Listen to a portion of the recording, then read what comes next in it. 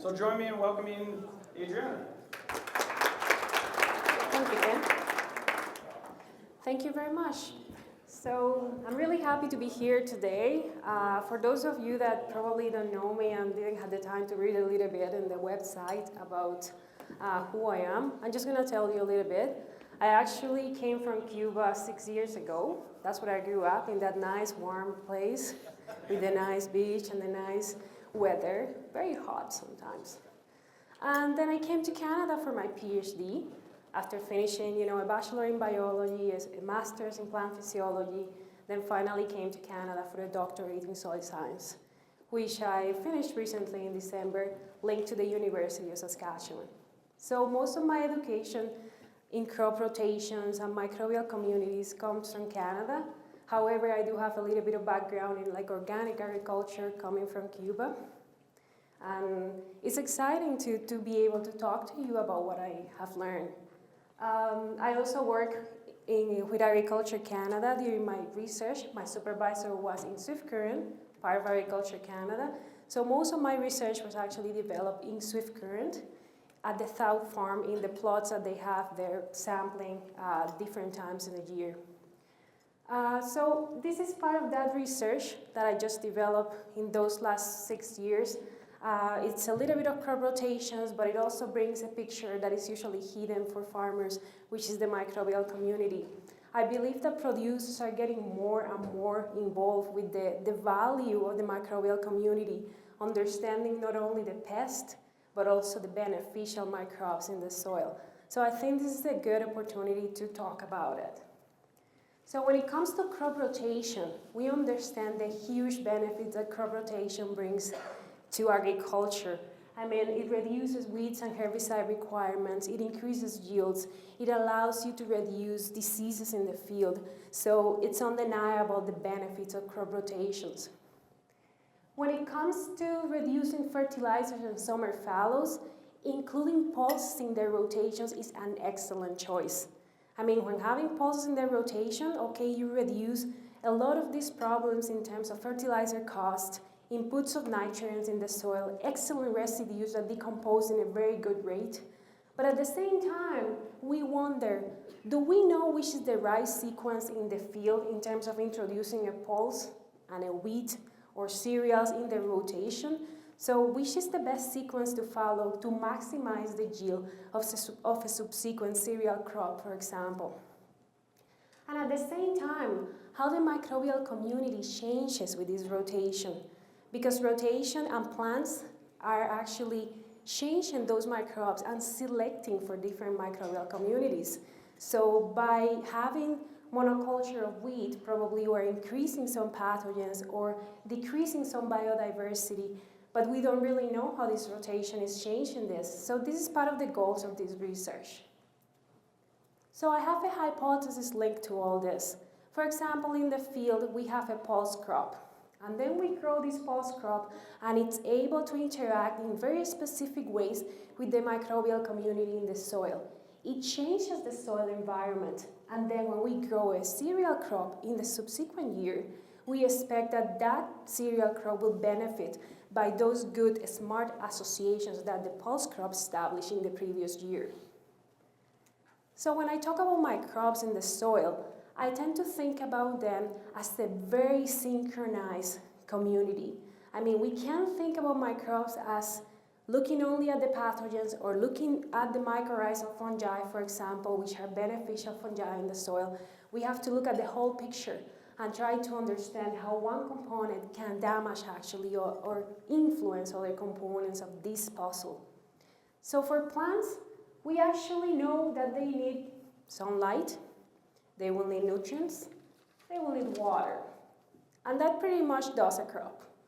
But at the same time, when we have mycorrhizal fungi in the soil, and mycorrhizal fungi are beneficial fungi that establish successful relationship with the plants, not from now, but from like hundreds and hundreds of years ago.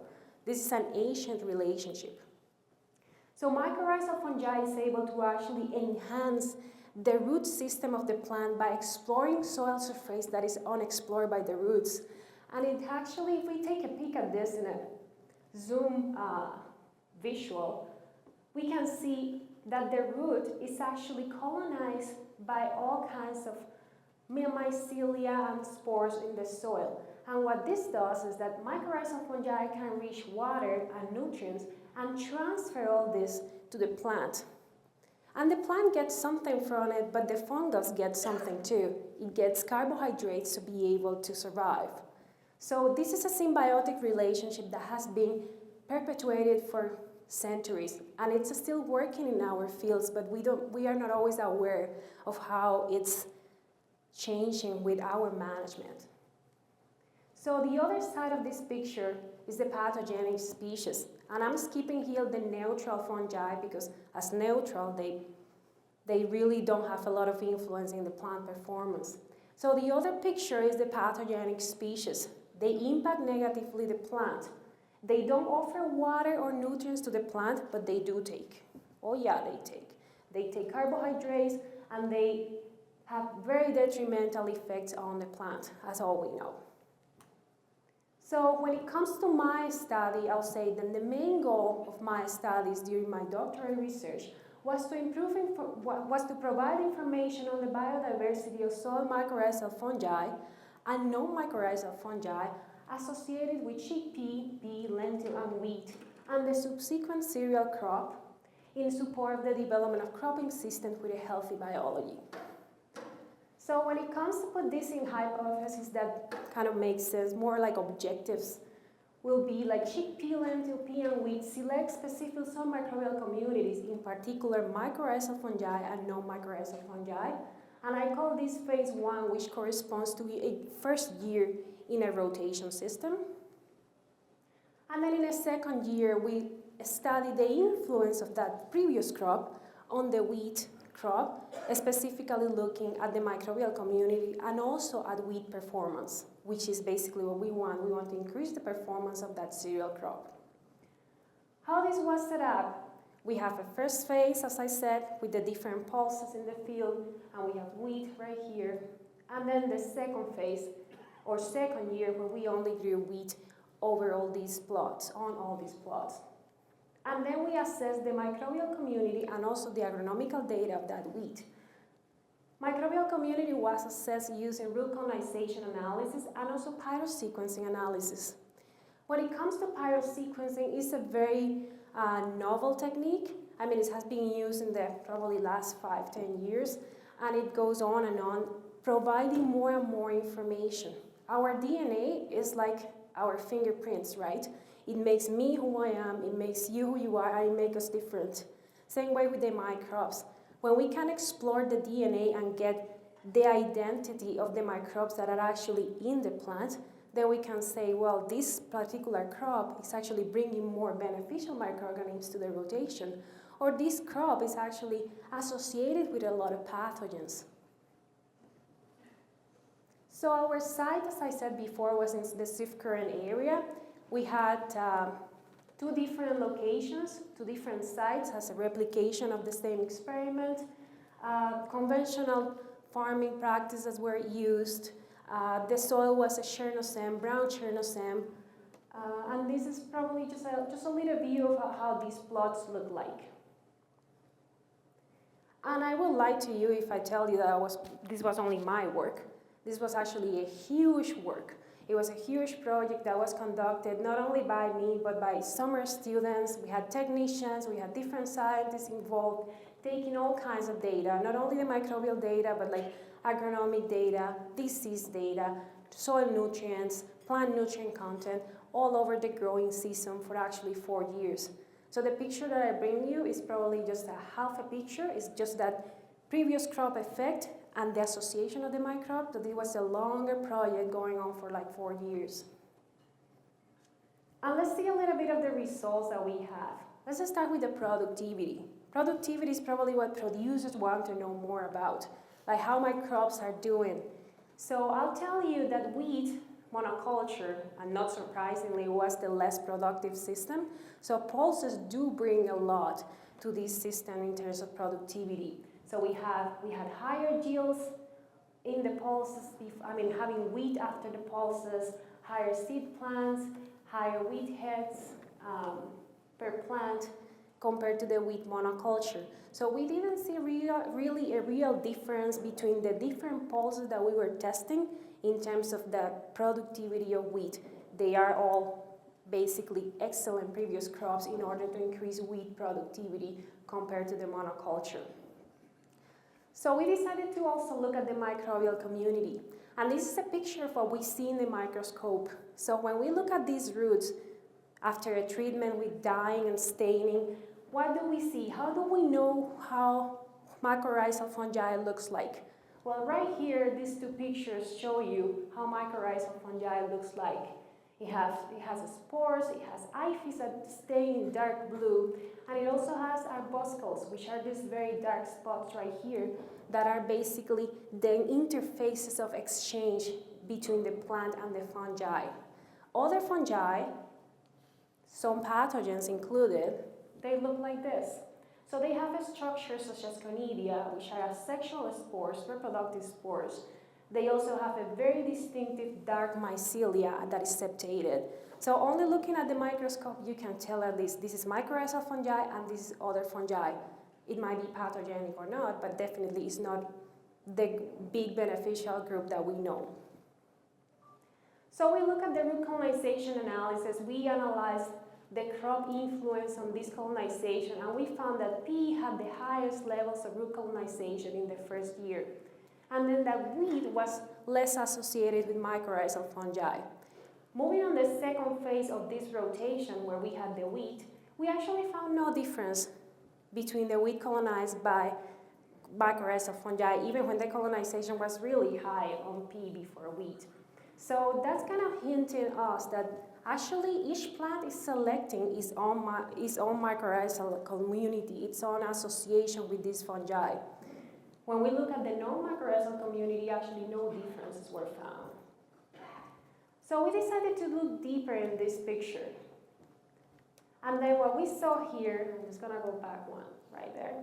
This is the fingerprint. So we looked deeper at the mycorrhizal community using Pyro Sequencing, and we were able to find the names of these fungi, which are the communities that were more abundant in these roots.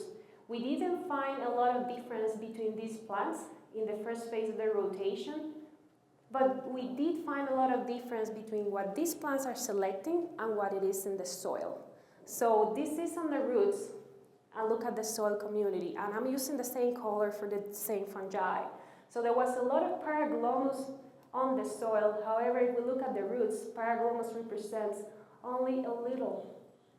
So I highlight sometimes the importance of the host plant as selector of these communities, because you might have a lot in the soil, but it's probably not what the plant is selecting as the association partner.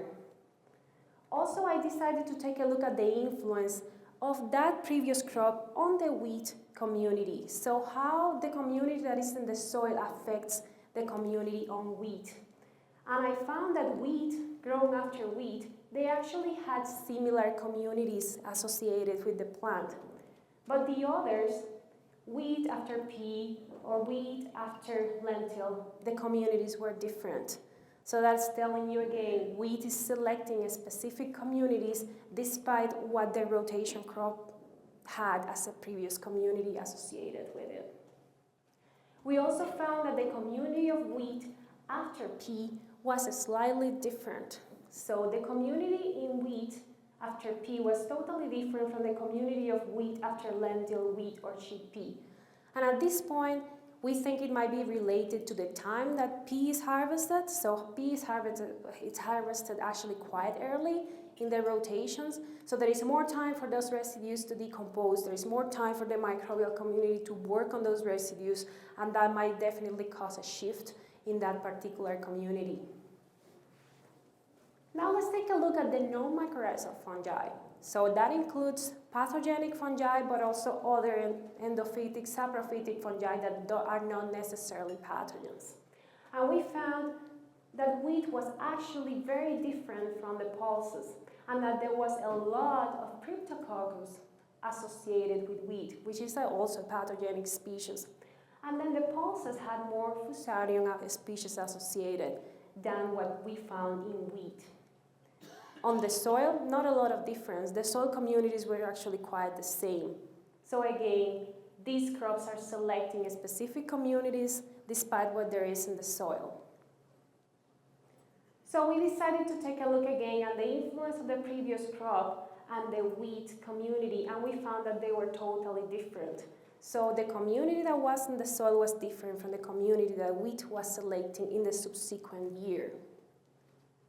Now, when we look at the species that can be compromising for the growth of these crops, such as Fusarium and Cryptococcus, we found that Fusarium redolens, for example, Fusarium tristinctum actually, is not a pathogenic species, it's a saprophytic Fusarium, but belongs to the big Fusarium genus.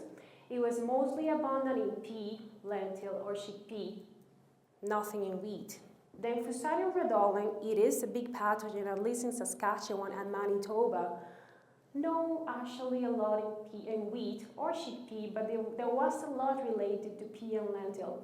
And then Cryptococcus was the major pathogen that we found in this experiment related to wheat. This is again Swift-Current Saskatchewan.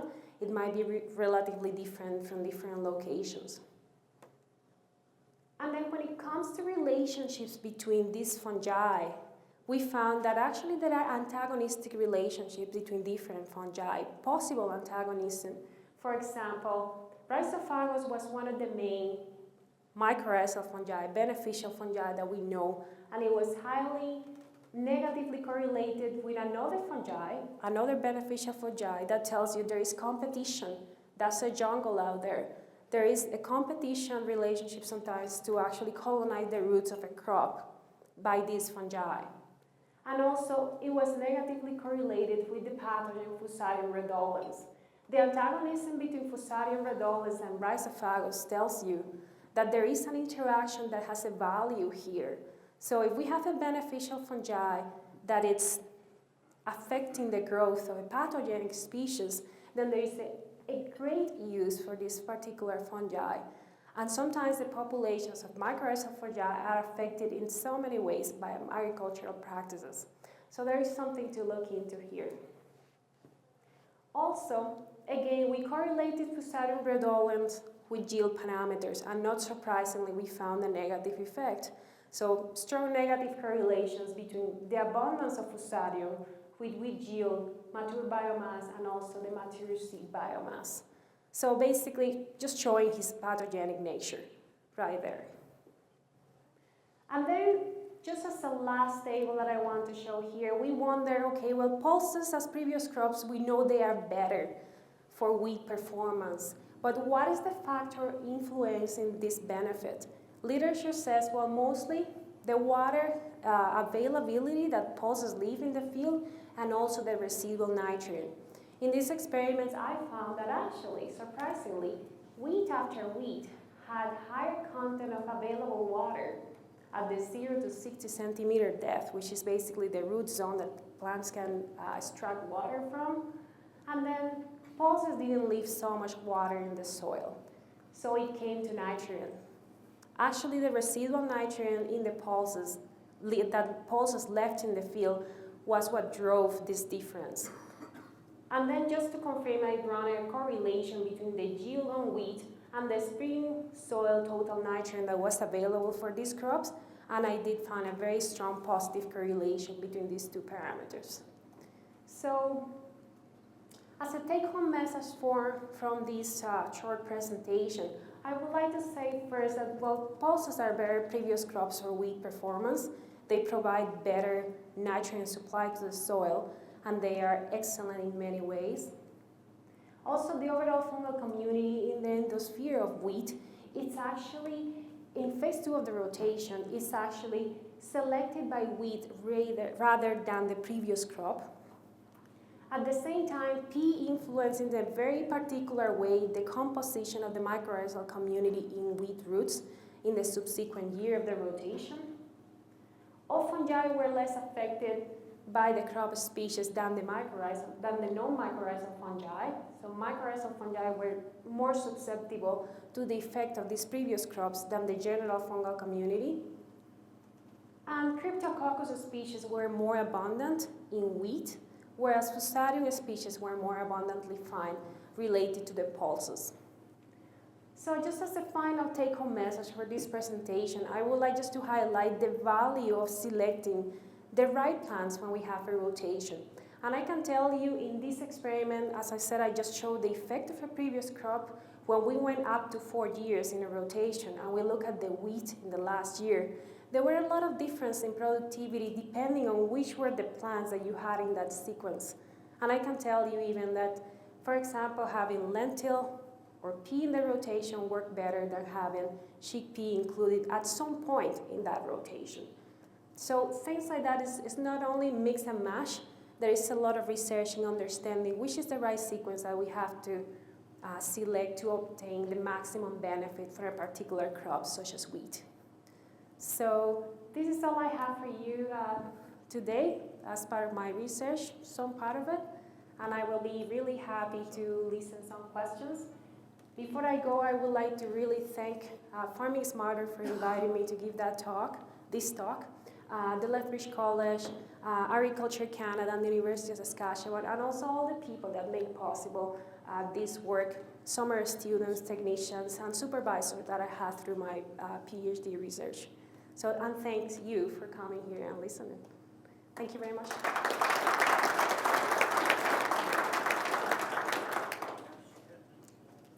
Any questions for Adriana? Yes. Here. One sec, John. In the back there. Cryptococcus is a significant human pathogen. Were any of the species that you found fell into the group of human pathogens? We only evaluated Cryptococcus at the genus level, so that doesn't allow you to basically differentiate between the plant pathogen and the human pathogen. But it could possibly be, depending on how deep you look and the percent of similarity that you're comparing in like these sequences that you get and the gene bank that you're using, then that can tell you possibly if there is a human pathogen or not. But from these experiments, because it's at the genus level, when we stop to just preserve the accuracy of the results, then I can't tell if they were human pathogens. They could be included. I think John had a question over here. I may have missed it, but you didn't make much reference to rhizobia and then symbiosis. And were the plots dryland or irrigation? They were dryland. Dryland. Yes. And maybe in the future you might consider throwing deep-rooted alfalfa into that equation because I think you get the similar results. Excellent. And you know, at the same time, I should say, basically about addressing your comment about rhizobia, we of course inoculated the pulses with rhizobia before assessing these experiments. We assessed them for nodulation, but that's like another part of the results.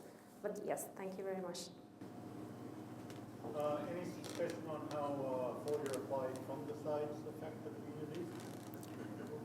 Well, I can tell from what I know on the disease part, not exactly my part of the project, but I do know that excessive fungicide affects these beneficial communities. I mean, mycorrhizal fungi communities definitely decrease considerably with the application of fungicides and also with the application of some fertilizers such as phosphorus fertilizers, which we apply a lot. So it has been proved that the higher the phosphorus in the soil, the lower the mycorrhizal communities. And something that can highlight this is that, for example, we had another experiment where we compared conventional fields with organic fields, which they don't receive like fungicides and chemical inputs in the form of synthetic fertilizers. And mycorrhizal fungi were hugely much more abundant in the organic fields than in the conventional fields.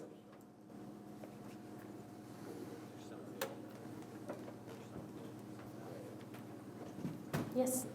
Can you speak to, or have you seen any research regarding intercropping, as in growing peas and perhaps canola together in the same field at the same time, and how the community would be affected? Well, canola, for example, is not a mycorrhizal crop, so I don't think that it won't have an effect, but it won't be colonized by mycorrhizal fungi. It's one of the fewer crops that is not mycorrhizal. Pulses are. So there is a lot of influence on plants and especially the root exudates that they release in the soil and how that changes the communities. So definitely the plants that you put on the field, either as crop rotation, intercropping, or even just a plant cover, will shift these communities in the soil. And that's why I said it's a great way to manage. Knowing the associations that they have, you can actually select the plants that you want to grow in order to optimize the benefits that you can get out of it. Thank you. Did I answer the Yes, question? yeah. Okay.